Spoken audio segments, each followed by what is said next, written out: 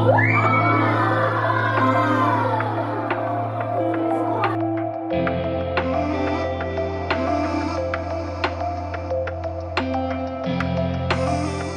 all, it is a very exciting day today to have all the students from our primary schools join us on a day of science experience.